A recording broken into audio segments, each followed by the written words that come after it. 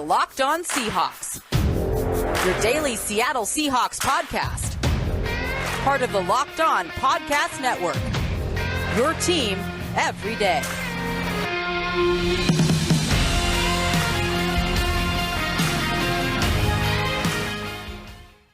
Greetings, 12. This is Corbin Smith, your host for Locked On Seahawks. Joining me as always, my co-host in crime, Rob Rang. I'd call it Misery Monday, but thankfully for our listeners, I already covered that in a special edition Saturday episode. So we are turning the page from that ugly loss to the Rams on Thursday night, jumping right into preparing for Week 6 when the Seahawks play the Steelers. We got a lot of interesting topics on tap today. Going to continue to look at how the Seahawks offense is going to be different without Russell Wilson under center for the next several weeks. Jamal Adams, are the Seahawks using him properly on defense? And we're going to dish out some quarterly report cards on offense. Thanks for making Locked On Seahawks your first listen every day. We are free and available on all platforms. Now for your lead story here on Locked On Seahawks. This is going to be a week of firsts for Russell Wilson and the Seahawks, and not necessarily for a good reason, but we know number 3 is not going to be under center when the Seahawks face the Steelers in Pittsburgh on Sunday. It's going to snap a 149 consecutive start streak for Russell Wilson, the 5th longest by a quarterback in NFL history. That's unfortunate. And then today, the Seahawks having a short practice on Monday since they had this mini bye.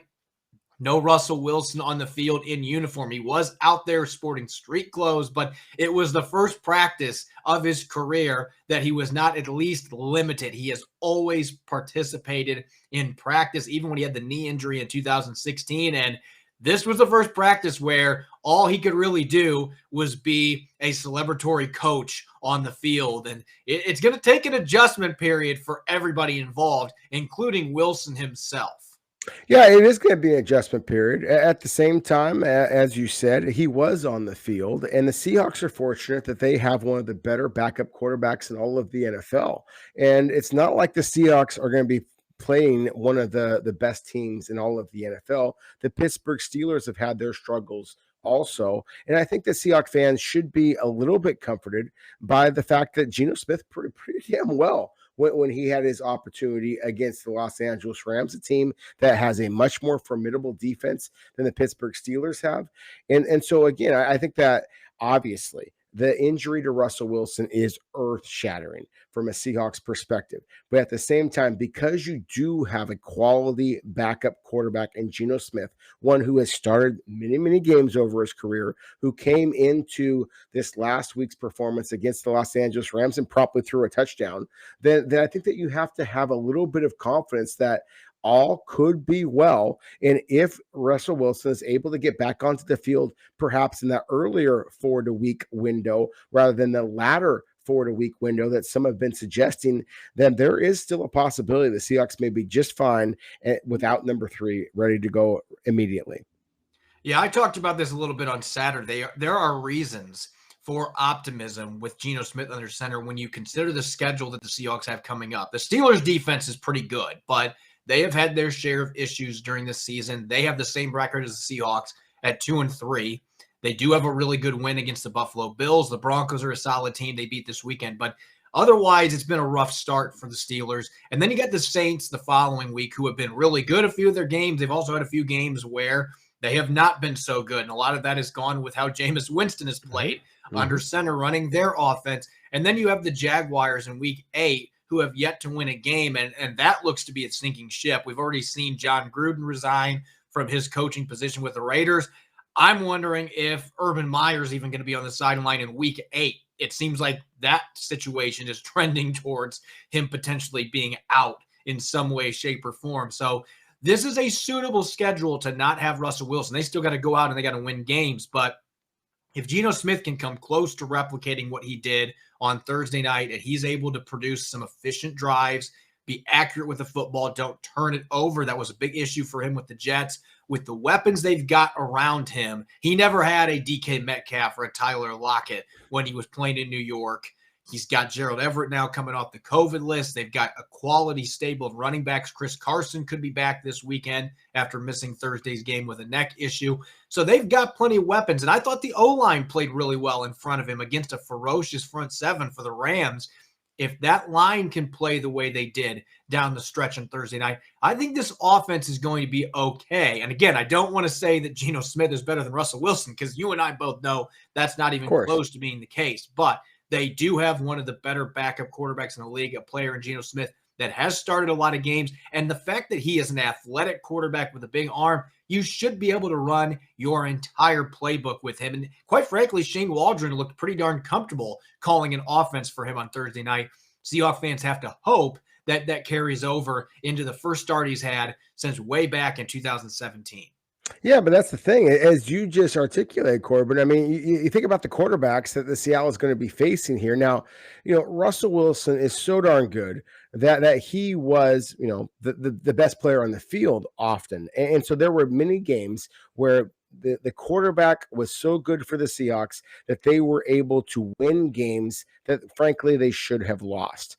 But you tell me, of the remaining games before Seattle goes to a week 9 bye, you got Ben Roethlisberger, who, let's face it, is not nearly what he once was. You have Jameis Winston, as you mentioned. You have Trevor Lawrence in week 8, and then you have the week 9 bye. So, again, you have a 4-week schedule here moving forward that before Russell Wilson is likely to be back onto the field for the Seahawks, that who knows? I mean, crazy things are happening. As you just mentioned with the Pittsburgh Steelers, the fact that 2 of their most impressive games so far happen to go against their best competition. But they've actually been as helter-skelter as anybody in all of the NFL. So, obviously, again, the injury to Russell Wilson is as big as it can get. But at the same time, you just look at the rest of the schedule right now, the way it sets up. And, again, as I mentioned before, Russell Wilson can win you games. I don't see a lot of games where Geno Smith loses them. I think that it's going to be absolutely critical that Seattle's running game gets a little bit more on track. Obviously, that their defense gets more on track. We're going to be talking about that here a little bit more soon. But I don't think that the Seahawks suddenly have the, oh my goodness, the sky is falling kind of mentality, because Geno Smith, the veteran that he is going to be leading the charge at this point. There are a lot of NFL teams out there where they go from their starting quarterback to their backup quarterback, and my goodness, they are not going to ever win a single game again. I think that Geno Smith actually gives the Seahawks a pretty good opportunity to win, and it's not just me saying that. It's not just rose or blue colored glasses saying that. Vegas themselves have put Seattle as a 2.5-point favorite on the road in Pittsburgh to be able to play with the Steelers. So there's a lot of people out there who think that the Seahawks are going to come in angry and ready to play in Pittsburgh. Yeah, there are a lot of people that believe that. Now, obviously, they got to go out on the field and they got to do it. And this is a Steelers team that has plenty of talent, particularly on the defensive side of the football. Ben Roethlisberger looked a lot better this weekend against a Broncos defense that has a lot of talent in the secondary. Kind of took back a turn with the clock a little bit in this game after really struggling the first 4 games of the year. But the Seahawks can win this game. They can win every one of the next 3 contests. It's not impossible. They could be 5-3 going into their bye week. They just need Geno Smith to take care of the football. He's going to have to be able to get the ball downfield to his receivers a little bit, mix in some run plays. They used a read option the other night, which I can't remember the last time they did that with Russell Wilson, but they'll do it with Geno Smith because he can move. They have the entire playbook at their disposal. Really, the big key, though, is going to be, can you get your defense on track? Because I thought whenever Russell Wilson got banged up, whenever this inevitably happened and he was going to miss time with an injury, I thought that would be the biggest storyline. But going into the second quarter, we'll talk about what the real biggest storyline has been, and that's been an atrocious defense. In particular, we are going to look at how one player may or may not be used properly to this point by the Seahawks coaching staff. You're listening to the Locked On Seahawks podcast, part of the Locked On Podcast Network, your team every day.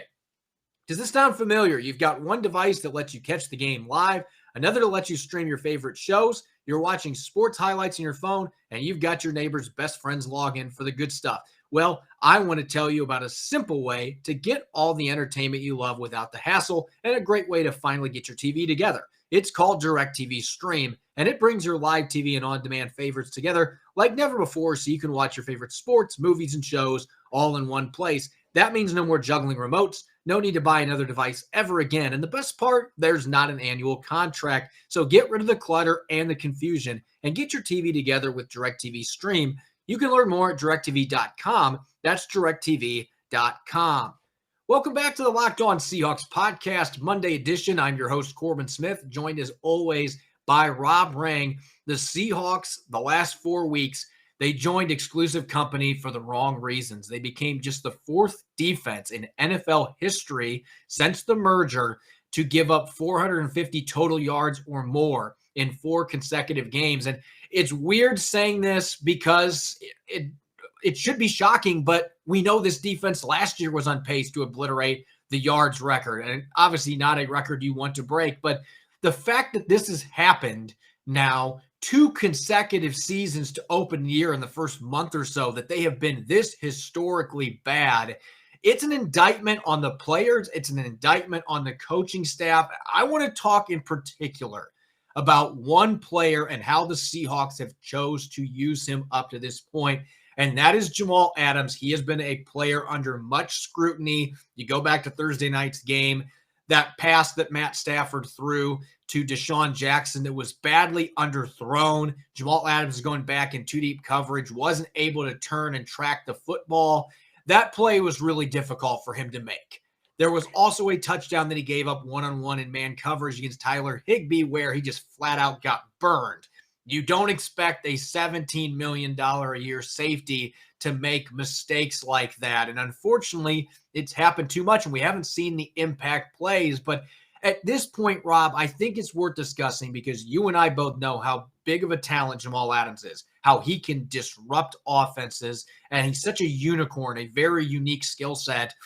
It doesn't feel, at least in my opinion, like this coaching staff is doing him anything to benefit him at this point with how they are deploying him. And it's really a disservice to the defense as well, because you're not maximizing his strengths, and he's supposed to be one of your best, if not the best defensive player on your team, and you're not maximizing his strengths. It feels like he's got one hand tied behind his back right now. And a lot of it has to do with the fact that the Seahawks maybe are trying to fit him like a square peg into a circular hole on their defense, and it's not working. It's obviously not working. I mean, the fact that the Seahawks, as you just mentioned, are historically bad, not just bad now, not just bad last year, but 2 years in a row now where you've started the season and you are historically bad. And let's face it, you haven't played one of the most dynamic offenses in all of the NFL in the Arizona Cardinals. They are coming up. The Pittsburgh Steelers with Ben Roethlisberger demonstrating how well he can bounce back this past week against a defense in the Denver Broncos, who are one of the best statistically and just from a scouting perspective. And for the Steelers to have the impressive performance that they had last week against the Broncos, you can see that there are all kinds of scary things on the horizon for the Seahawks if they don't wake up. So, yeah, I think that we absolutely should be focusing on Jamal Adams and the Seahawks struggles with how they're using him. And I love that you and others have used this term unicorn with Jamal Adams, because I would agree he is a very unique player. And that is how kind of people like to talk about with a unicorn. They're just special. They stand apart from, say, other horses out there. And Jamal Adams is that. He is very unique. If you are putting him in position to play coverage, where he struggled at LSU, he struggled with the New York Jets, then suddenly expect him to be magical against some of the most dynamic offenses in all of the NFL, the most dynamic tight ends, the most dynamic wide receivers, slot receivers in the NFL, then you are asking him to do things that he does not do very well. To me, the biggest issue is the fact that it's not that Seattle's pass rush without Jamal Adams has been very impressive. Other than Darrell Taylor, we haven't seen anybody from Seattle's pass rush consistently get home.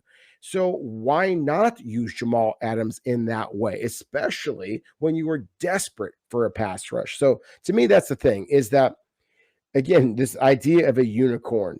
Use Jamal Adams the way that he is special. We talked about this before. The Pittsburgh Steelers are going to spread you out. They do have one of the better receiving backs in all of the NFL. They have some pretty good tight ends as well. But they also have a quarterback in Ben Roethlisberger who hasn't been able to run since he was running from people back in Miami of Ohio. So you have to be able to take advantage of what makes Jamal Adams special. And again, the Pittsburgh Steelers, and nobody knows this better than Pete Carroll because he coached him and knew him. But the Pittsburgh Steelers had one of the great instinctive safeties of all time in Troy Polamalu. And at times, Jamal Adams has been described as Troy Polamalu. Those instincts that made Polamalu special are some of the things that make Jamal Adams special as well. But if you don't allow him to rush the quarterback, then what the heck are you doing? You are, as you said, putting one arm behind his back, and we saw what happens. He is not able to locate the football with his back turned, and that is going to continue to be a problem, and the Pittsburgh Steelers are just chomping at the bit to take advantage of that exact same matchup.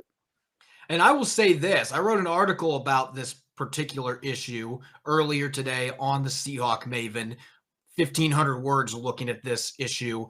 And you look at the coverage numbers, I don't think Jamal Adams has been as bad as what a lot of fans are letting on. You had those couple plays that didn't go well against the Rams. There were a few plays earlier in the season that maybe didn't go well in coverage. But overall, his numbers have not been that bad. Quarterbacks are posting an 89.6 rating against him, which isn't great, but it's not a bad rating either. He's given up one touchdown. But just the way they are deploying him, last year, according to Pro Football Focus, he was used as a single high or two deep safety on just 19% of his defensive snaps. He's at 35% for this year. That is a huge jump in the number of plays where he's way off the football, and he just doesn't have the feel. He is not a ball hawk. He doesn't have the feel to be doing that consistently. Now, I wonder if a lot of that has to do with the fact that the Seahawks were so neglectful with their cornerback spot, and now they have to have more two deep safety coverages to try to cover up that fatal flaw on their defense. That might be part of it, but he's just not playing near as much in the box. It's gone from 56% of his snaps last year where he was either on the line or in the box to just 46%, a 10% reduction. That's a pretty significant drop off. So they're not playing him up in the front seven as much where he's at his best, and they're trying to use him as a deep coverage safety, and he's capable at times, but 35, 40%, that is way too high in my opinion. Then you look at the rushing, he's blitzed only 5% of the time this year. Last year it was around 12%. And I'm not going to sit here and say the Seahawks need to blitz him 25 times a game because I don't think that's the answer either. But they are not sending him enough. They are not mixing him into their pass rush enough and really playing to what makes him such a special player. And you feel like if he's up in the front seven, he can help with the run defense too, that quite frankly has been really disappointing this year. They're one of the worst run defenses in the NFL to go with their coverage issues. Jamal Adams can help solve both of those issues if he's used correctly. And the numbers bear out that they simply are not. They're trying to make him into a player that he's never going to be. He might improve some as a coverage safety playing deep. You can use him that way sometimes, but just way too often right now, Rob, they're dropping him back deep and not enough where they are really accentuating what makes him an all-pro player in this league. Yeah, there's two things real quick I want to kind of mention about that. I mean, for one, I do think that you're going to see Seattle's run defense improve over the next couple of weeks because Geno Smith does not have the huge over the top arm that is most likely to create the big chunk plays that Russell Wilson presents. Even when Seattle has been able to get those big chunk plays, those big touchdowns, then of course that doesn't give your defense much time to get a little bit of a breath and to recover. So I do think that you are going to see that Seattle's defense is going to get a little bit more time to catch their breath, and that's going to lead to bigger play. I think that just the fact that they're desperate now, that they can't rely on Russell Wilson saving them at the end of the day. They have to play a little bit more physical football. And then again, just the level of competition that the Seahawks are going to be facing over the next couple of weeks, that you are going to be facing some quarterbacks who are a little bit more willing to throw the ball into coverage. You might be able to get some big plays that way. So again, I agree with you. I think that Seattle has to use Jamal Adams a little bit more aggressively. And I just think that one of the things that comes down to with Jamal Adams is that when I watched him at LSU, when I watched him at New York, and I watched him last year, of course, with Seattle, to me, he is a very instinctive player. He can time his blitzes. And so if you are just putting him up at the line of scrimmage, then the quarterback a quality quarterback at least will be able to see where he is, be able to adjust.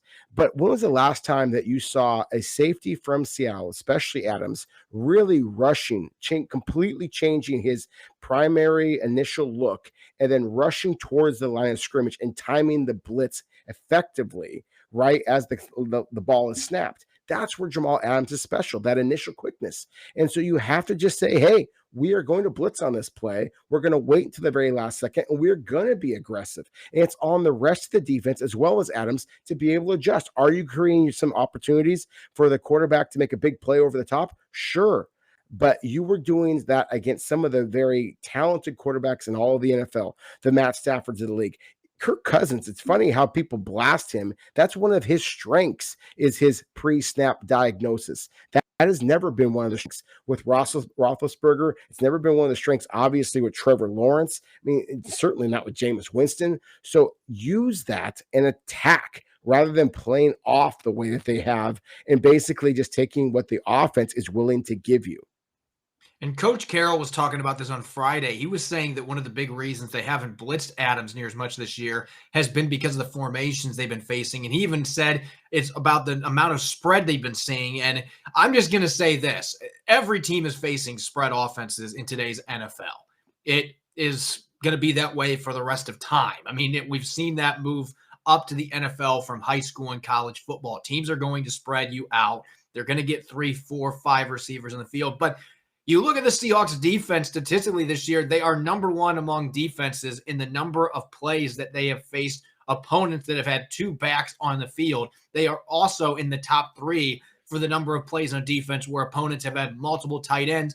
They are near the bottom of the league in plays against 3+ wide receiver sets. And so that kind of goes counter to what Carroll was saying about the formations being the big reason they're not blitzing him. It just seems like they are trying to make him into a player that really fits their scheme more than the scheme fitting the player. And I feel like moving forward, for this defense to play to its potential, they need to have Jamal Adams playing at his very best. And right now, he's nowhere close. We're not seeing the big impact plays that you expect from the highest paid safety in the NFL. And I believe a lot of it falls back at this point to the coaching staff. They've got to do a better job putting him in a position where he can be successful and really utilize his unique skills. To this point, they've done a subpar job doing that in the first 5 games of the season. When we come back in the third quarter, we're going to shift gears over to offense. We have reached the quarter mark. I guess you can call it that in a 17-game season. We don't have a clean-cut quarter anymore, but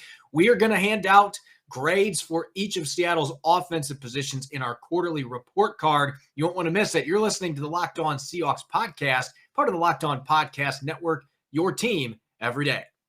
Did you know that Built Bar has 9 delicious flavors, plus the occasional limited time flavor? When you talk to a Built Bar fan, they're definitely passionate about their favorites. If you don't know the Built Bar flavors, well, you're missing out. There's outstanding ones like cherry, raspberry, mint brownie, my personal favorite, peanut butter brownie. If you haven't tried all the flavors, you can get a mixed box where you'll get 2 of each of the 9 flavors. And not only are Built Bar flavors the best tasting out there on the market, they're also healthy too. 17 grams of protein, only 130 calories, just 4 grams of sugar, and only 4 grams of net carbs. 9 amazing flavors, all tasty and all healthy. Go to BuiltBar.com and use the promo code LOCK15, and you'll get 15% off your first order. Use the promo code LOCK15 for 15% off at BuiltBar.com. Welcome back to the Locked On Seahawks podcast, Monday edition. This is your host, Corbin Smith, joined as always by Rob Rang. Glad to have you tuning in. Let's get to our first report card of the 2021 season. It used to be back in the day when we had 16 games on the schedule. After the first 4 games of the year, you'd have a nice 25% quarterly report card. Well, we don't have that luxury anymore. And since you and I were not math teachers for a reason, we're not going to try to break down percentages here, but we are roughly at the quarter mark. And with the Seahawks being on a mini bye coming off of Thursday's loss to the Rams, we decided it was time to dish out our first grade cards. So we're going to start today's episode on offense. We'll look at defense on tomorrow's show. Let's start at the quarterback position. As we talked about the first quarter, Russell Wilson will be out for at least the next 3 weeks, maybe longer, but we have gotten to see him for most of the first 5 weeks of the season. How would you assess Seattle's quarterback play during the first 5 weeks? I think that you have to go kind of A minus, B plus. I think that the fact that Russell Wilson has been as successful as he has, I think there's plenty of other positions that you can criticize, including on the coaching staff. But I think the quarterback play has actually been pretty good. And it's not just Russell Wilson, not just the fact that he was the most efficient quarterback in all of the NFL before that he had his injury, that he was one of the only ones who had not yet thrown an interception, at least up to that point. But the fact that Geno Smith played as well as that he did.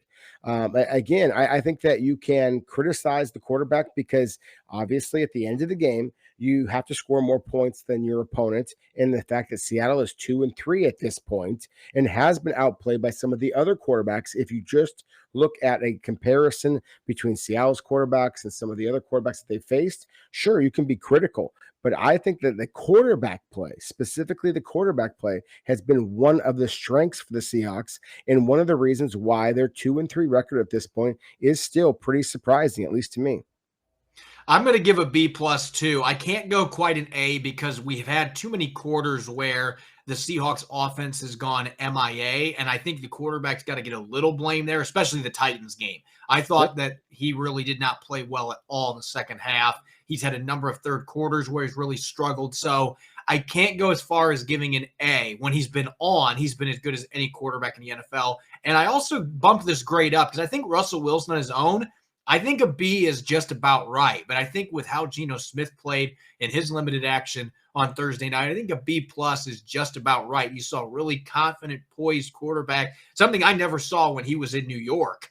And so that was a little bit of a shock to the system, just seeing how comfortable he looked in that offense running Shane Waldron's scheme. And so B plus, I think that this is obviously one of the biggest positions of strength for the Seahawks. And now we'll get to find out how much their depth is a strength of this position, something we've never had to worry about in Russell Wilson's first 9 seasons under center. But now we'll get that chance with Geno Smith. So I'm going to go B plus. Let's go to the running back position now. Chris Carson's looked pretty good at times. He's also missed a game due to injury. Seems like that happens every year.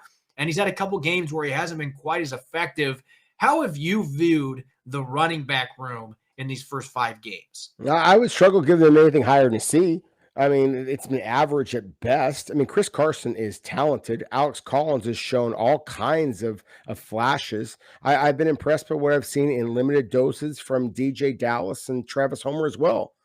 I still want to see a running back for the Seahawks run for 100 yards. Call me crazy, but that's, to me, the benchmark of what a quality running game does. And Seattle not only has not had a single rusher go for over 100 yards, there's been so many games they haven't had as a total team run for 100 yards. And just the way that the NFL is geared now, it's easier to run for over 100 yards because, as you talked about before, and Pete Carroll has kind of claimed at times, that the defenses are so spread out now. I just don't give a damn. They run the ball. And so if Chris Carson was playing with the effectiveness, and we'll get to the offensive line in a moment, and I gave the quarterbacks a B plus, and that is by far the highest grade I'm going to give any of Seattle's offensive positional groups at this point in the season. But I think that Seattle's running back, I thought, was going to be a strength heading into this season, and I think that across the NFL it has been average at best.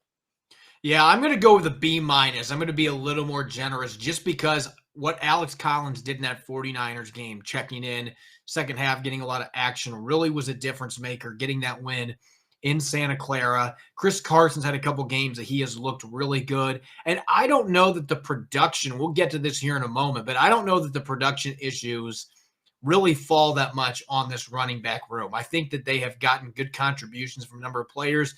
It stinks that we haven't gotten to see any of Rashad Penny, but at this point, that's kind of to be expected because he has just not been able to stay healthy. But really, that's been the issue, keeping guys on the field. I have been impressed by Alex Collins. He was able to make some things happen with limited blocking in front of him against the Rams. So I'm not going to go quite as low as you, but I want to see a 100-yard game from a back. It feels like it's been like 5 years since the last time a running back went for over 100, and the Seahawks need to be able to do that. They have to get that run game on track. The running backs are part of that, but I think they've been a little better than maybe you gave them on their grades. Let's get to the receiver position now. I'm just going to be up front. You said that the B plus for the quarterback was the highest grade for you.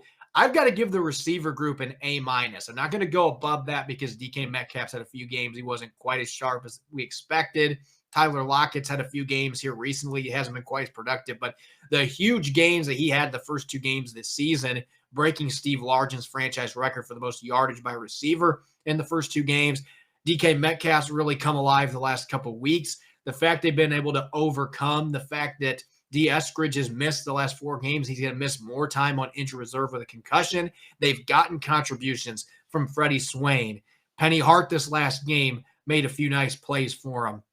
They've been able to overcome that. I still feel like this has been the best position group for them on offense from a consistency standpoint. Obviously, Russell Wilson's thrown some bombs to these guys, but it's really helped having receivers that can make those plays and get open. So I'm giving them a solid A minus on the outside.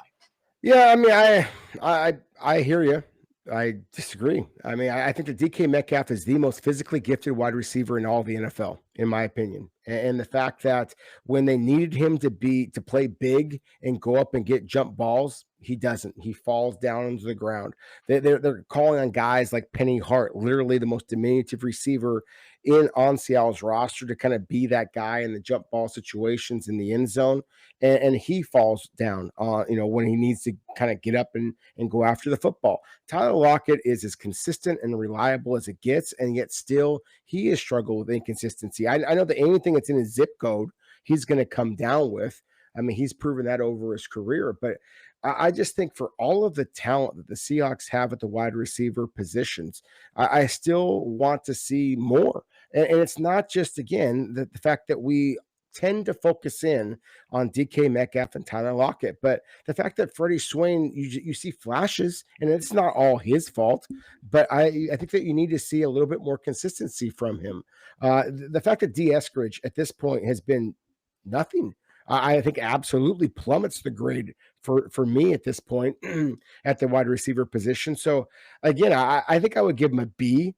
And even that, I feel like I'm being generous. I think that DK Metcalf has A kind of potential, but I want to see him be more than just one occasional slant for a touchdown and get up and be the physical guy. I want to see him be that physical guy every single play. I want to see there be more plays where he runs away from the defense, especially considering that you had one of the most accurate deep ball throwers in the NFL. And I'm looking forward to the Seahawks receivers trying to take that mantle.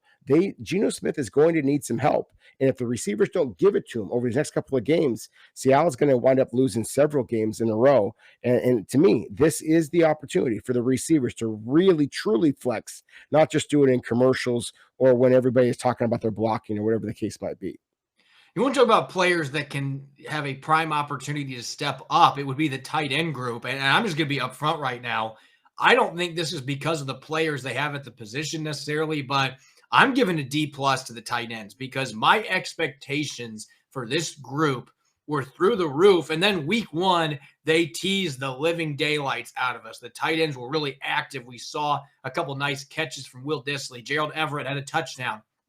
It looked like with Shane Waldron bringing that Sean McVay style offense to Seattle that they would finally utilize tight ends. That has not been the case, though, until Geno Smith played at the end of the game on Thursday night, and suddenly tight ends became a focal point. Will Dissly had a couple really nice catches on that long touchdown drive, but in between that season opener and that drive there, Russell Wilson, for whatever reason, just can't get on track with tight ends consistently, and part of it's in the middle of the field. I don't know that he just doesn't see them or whatever it is, but he has never been able to really develop that chemistry with the tight end. It's one of the reasons that the Jimmy Graham era, despite his numbers being really good, seemed disappointing. They just never hit off as people hoped. We didn't get to see Greg Olsen do that last year, the final year of his career. Jacob Hollister's numbers were down last year. This group overall, not a lot of opportunities for them in the passing game, and that has really surprised me because I thought in this offense, especially after what things looked like in week 1, that tight ends would be much more involved. These guys can be a great security blanket for Geno Smith, who I think is going to take advantage of their presence a lot more than what we've seen from Russell Wilson throughout his career. I 100% agree with you. I think that you are going to see the tight ends become much more involved in Seattle's offense now that Geno Smith is the quarterback, and that's not just because I think that Russell Wilson does struggle to throw the ball over the middle, which he has struggled for a long time. It makes some sense at his height that it's very difficult to throw right over the top, but I also think that again, it's just going to be absolutely critical for the rest of Seattle's players to kind of step up their game. The fact that Gerald Everett is coming back from from being out, and he wanted to play against his former team, the Rams. But I do think the Pittsburgh Steelers are a team that can be vulnerable because they are as aggressive as they are, and so I would not be surprised if you see immediate improvement there. And I would mention one other player. I blasted the Seahawks wide receivers in part because of the lack of really any impact from D. Eskridge. Same thing with Kobe Parkinson. I think that he is as physically gifted as Gerald Everett, and that's saying a lot. I think that he really is a talented player, but so far Seattle's primarily used him as a blocker. And while that is a testament to Parkinson getting bigger and stronger and nastier at the line of scrimmage, he is still 6'7" and has arms that go to the moon. Use him. And so if you're not using him, if you are relying on Will Dissly, and kind of like Tyler Lockett, has very reliable hands, but isn't the kind of runaway threat that Everett and Parkinson on, then what the heck are you doing? To me, I would give that a D. I think that's a fair grade for the tight end position. Now, let's finish up real quick with the offensive line. This is a group that has been inconsistent. They've been consistently inconsistent in basically every phase this year. I will admit, after a really strong start, I've been a bit disappointed with how Dwayne Brown has played the last couple of weeks. He's really struggled as of late.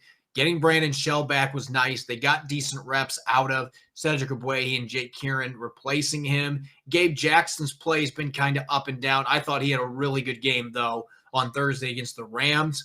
Kyle Fuller's made some improvements as the years progress. Still hasn't been great by any means. Damian Lewis has been kind of inconsistent. So when you're talking about a group that's been up and down, the only grade I can give them is a C because they've had their moments, and I thought they played one whale of a game the other night. It's crazy that one of the better games they've had as a pass protecting unit against Aaron Donald and company is the game that Russell Wilson gets hurt. But I thought they did a really nice job protecting both quarterbacks, especially when Smith came in. He was able to go through his progressions because of that group. You'd like to see them be more consistent, and part of that is making sure they have continuity. They can keep players out there. That's been a little bit of a struggle for them for several years running on that offensive line, but I can't go above a C. I'm not going to go below that because when they've been good, they've been really solid. They've just really lacked the consistency up front, both in pass protection and in run blocking, which is part of the reason I gave the running backs a better grade than what you did. I think the line play has had a lot to do with the inconsistencies running the football.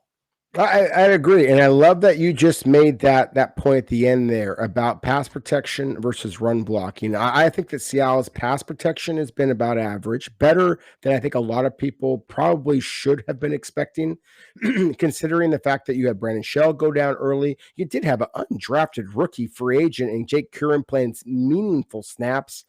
Cedric Ogbuehi has been basically cast aside in the NFL, and I thought that he's played really well. You have seen improved play from Kyle Fuller at the center position. To me, there have been some good snaps. I just want to see more physicality at the point of attack in the running game. It's not all on the running backs to be able to create those yards because there haven't been that many holes. Even the most dynamic runs that we've seen, like from Alex Collins, is mostly because of what he's been able to create on his own.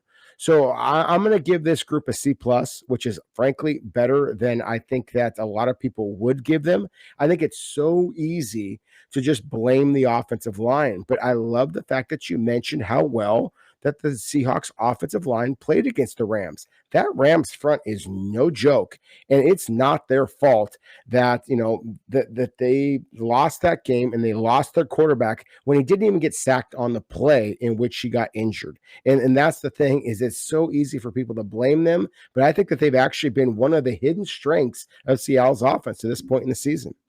And I think we've seen enough bright spots there. Again, more continuity. I could see this group getting better as the season goes on, and they better hope that that's the case so that Geno Smith has time. Again, he was able to go through his progressions. He was able to sit in the pocket and scan the field If he's not able to do that, that severely hinders the backup quarterback's ability to be effective, and he can get forced into some rough decisions, and he can start throwing picks. So this line is going to continue to have a lot of weight on their shoulders. Can they step up and play like they did Thursday night more consistently? If they can, the Seahawks have a chance to win several of these games coming up, even without Russell Wilson.